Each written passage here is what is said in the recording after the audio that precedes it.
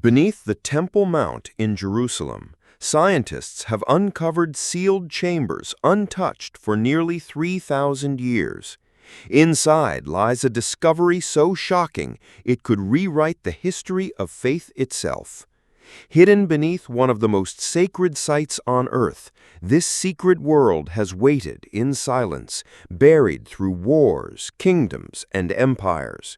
Now, for the first time, the stones themselves are speaking, revealing a truth that was never meant to be revealed until now. For thousands of years, the Temple Mount has stood as the beating heart of Jerusalem, a place where kings worshipped, prophets declared visions, and empires fought to claim it. But while the world's eyes were fixed on the sacred stones above, what no one knew was that beneath the surface, a forgotten world lay sealed in silence. Recently, using ground-penetrating radar and advanced scanning tools, scientists made a discovery that would stun even the most seasoned historians: hidden chambers, untouched since the days before the Roman conquest. Imagine it. Rooms that had not seen a human footprint in nearly 2,800 years. A shrine frozen in time, buried beneath the very ground where Solomon's temple once stood. These were not ruins scattered by war or looted by invading armies. They were sealed deliberately, as if someone wanted this secret locked away forever. Inside, archaeologists found objects still resting in place, as though the people who once used them had simply stepped out and never returned. But here lies the conflict. Why would such sacred spaces be hidden? And why beneath the Temple Mount itself? What story was too dangerous, too powerful to survive in plain sight? The answer begins with the shocking contents of these underground rooms, artifacts that challenge everything we thought we knew about faith, power, and prophecy. When the first chamber was scanned, researchers expected dust, broken stones, maybe fragments of pottery. What they uncovered instead was a shrine almost perfectly preserved. 8 interconnected rooms, sealed tight, untouched by thieves, invaders, or even time itself. Inside were altars still marked with traces of oil and incense, basins carved for ritual use, and a standing stone, a divine symbol that somehow survived the centuries. It was as if the worshippers had walked away mid-ceremony, leaving everything behind. Tools for grinding, vessels for pouring, even the faint aroma of oils absorbed into stone slabs remained. To archaeologists, this was more than a discovery. It was a living photograph of Jerusalem's spiritual life nearly 3 millennia ago. But here's where the story twists. According to history and the biblical record, shrines like these should not exist.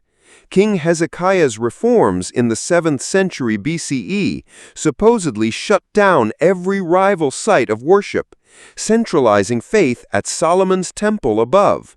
Yet this shrine survived, sealed, hidden, and left in silence.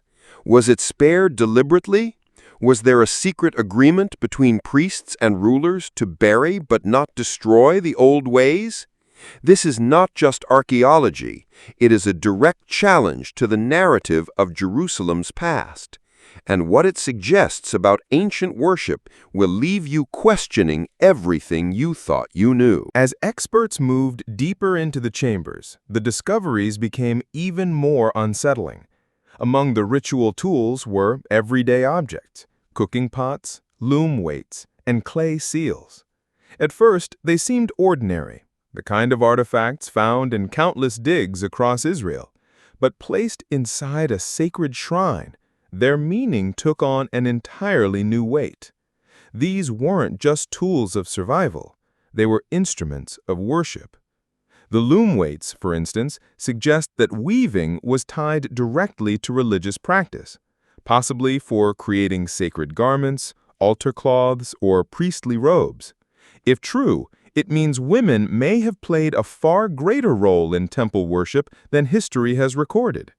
and the scarabs, small amulets linked to Egypt, prove that this hidden shrine was not isolated, but part of a wider spiritual network that stretched across nations.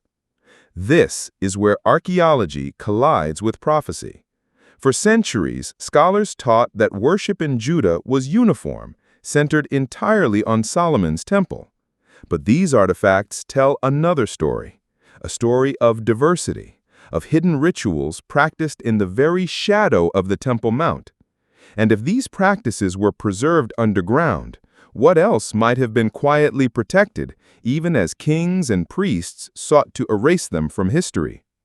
This chamber wasn't just a shrine, it was evidence of a spiritual underground, a faith that refused to die. The most startling find came when archaeologists uncovered a towering standing stone, still upright after nearly 2,800 years. In ancient Judah, these stones were more than markers. They were believed to embody the very presence of God. Most were destroyed during Hezekiah's sweeping reforms. Yet here, beneath the Temple Mount, one remained untouched. Why? This stone should not exist. Its survival is a direct contradiction to the story told for centuries, that all rival symbols were crushed to enforce centralized worship. Instead, this one was carefully sealed, as though its holiness was too great to destroy. Did the reformers fear desecrating what the people still revered? Or was there an unspoken compromise? Bury the past, but do not erase it. The presence of this stone shakes the foundation of biblical history. It suggests that worship was not as uniform as once believed. Beneath the grandeur of Solomon's temple, ordinary men and women may have clung to older traditions, practicing their faith in secret while the official religion played out above.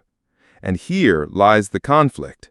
If even Hezekiah's mighty reforms could not silence these practices, then how much of our understanding of Jerusalem's spiritual past has been built on incomplete truths? What else lies buried in silence, waiting to speak? With every artifact uncovered, the story of the Temple Mount grew more complicated. This was not a simple tale of reform and obedience. It was a hidden struggle between official power and local devotion, between the faith of kings and the faith of ordinary people. The sealed shrine beneath the mount proved that religion in ancient Jerusalem was layered, contested, and alive, in ways no historian had fully imagined. Think about the risk. To preserve such a shrine under the very heart of Judah's worship was an act of defiance or desperation. Someone chose silence over destruction, concealment over erasure. It was as if they believed time itself would one day protect their devotion and reveal it to future generations. But this raises a chilling question. Why here? Why build and preserve an underground sanctuary beneath the most sacred site of all? Was it meant as a parallel altar, a rival system of worship, or a spiritual refuge hidden in plain sight? Every object inside, from oil presses to scarabs, whispers of a community that refused to let go of its faith. And now, exposed after 2,800 years, those whispers roar like thunder. For if this shrine endured the reforms of kings, the fall of empires, and centuries of silence, then what else might still be waiting beneath Jerusalem's stones? The revelation of this underground shrine did not stay confined to the archaeologists' reports. News of the discovery spread quickly, igniting fierce debate among religious leaders, historians, and politicians. For Jews, Christians, and Muslims alike, the Temple Mount is sacred ground. Now, with chambers uncovered beneath its surface, every faith is asking the same question: who has the right to interpret what lies below?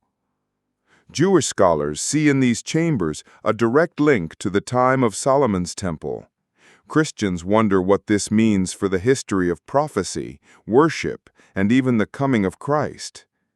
Muslim leaders raise urgent concerns about digging beneath the Dome of the Rock, one of Islam's holiest sites.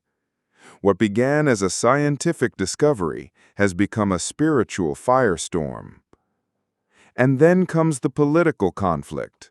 The Temple Mount has always been a flashpoint between Israel and Palestine. Adding hidden shrines and sealed altars to the equation only deepens the tension. Who controls the past? Who owns the truth? This is why the find is so explosive. It is not simply about history, it is about identity, faith, and power. And every artifact pulled from the dust of those chambers forces the world to ask, if the past was hidden here, what does it mean for the future of Jerusalem? What makes this discovery so unsettling is not only what was found, but what it means for the stories we've trusted for centuries. For generations, the account of Hezekiah's reforms stood as a cornerstone of biblical history.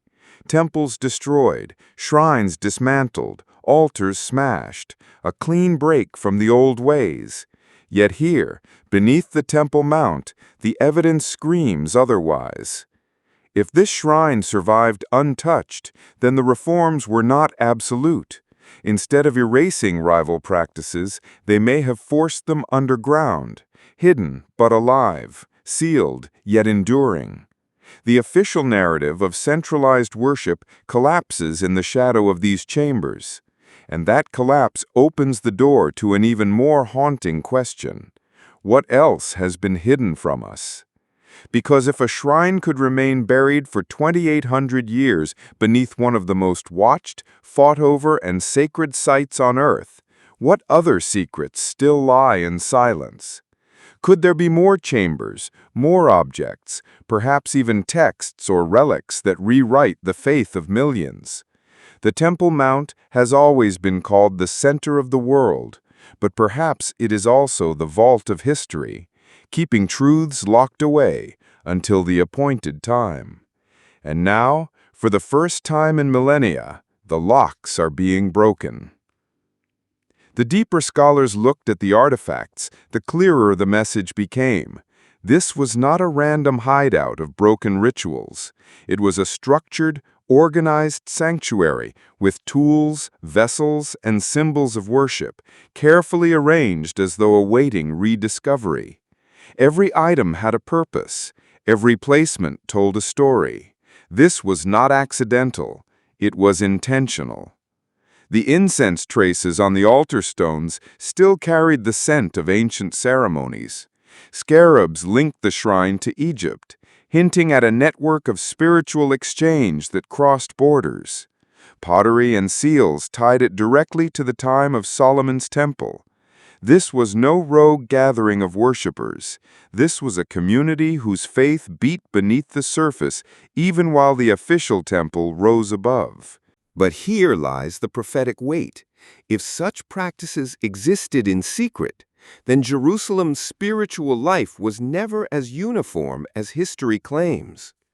Beneath the stones of the Temple Mount, competing voices of devotion thrived, silent, hidden, waiting. And now their voice echoes again. It is almost as if the earth itself refused to let this story remain buried forever. And if this chapter has emerged after 2,800 years, what if it is a sign? What if these revelations are meant to shake our generation, forcing us to see prophecy not as past, but as unfolding before our eyes? The discovery beneath the Temple Mount is more than archaeology. It is confrontation. Every artifact challenges the way history has been written. Every chamber threatens to rewrite the story of Jerusalem. Scholars once spoke with confidence about the reforms of kings, the destruction of rival shrines, the unshakable centrality of temple worship. But the stones beneath the mount are speaking a different language. They speak of diversity, of hidden devotion, of faith that lived in silence. They whisper of compromise, rulers who sealed but did not destroy traditions too sacred to erase. They tell us that history is not as neat as we were taught. It is messy, layered, full of voices struggling to be heard. And this is where prophecy comes alive. If the Temple Mount has hidden secrets for nearly 3,000 years, why would they surface now? Why in our time?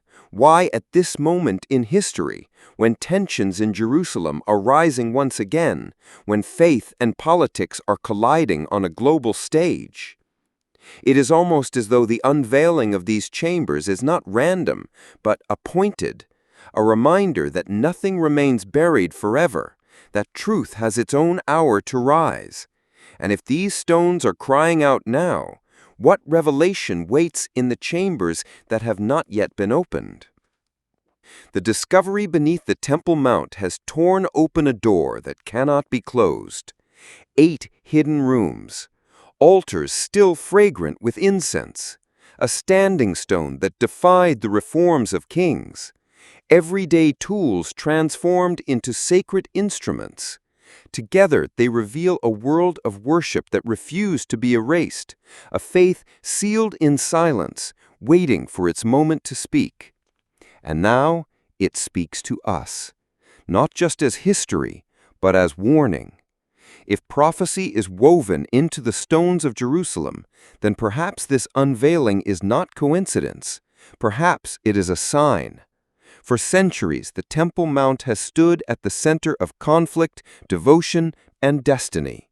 And now, as its buried chambers are revealed, the world is being forced to confront questions that shake the very foundations of belief. What else lies beneath? Could more shrines, artifacts, or even lost texts be waiting just below the surface? Could these discoveries reshape not only our past, but our future? Even the way we understand the return of prophecy itself. The earth has given up one secret, but the Temple Mount may hold countless more. And if this revelation could survive in silence for nearly 3,000 years, then what remains hidden might be far greater and far more dangerous.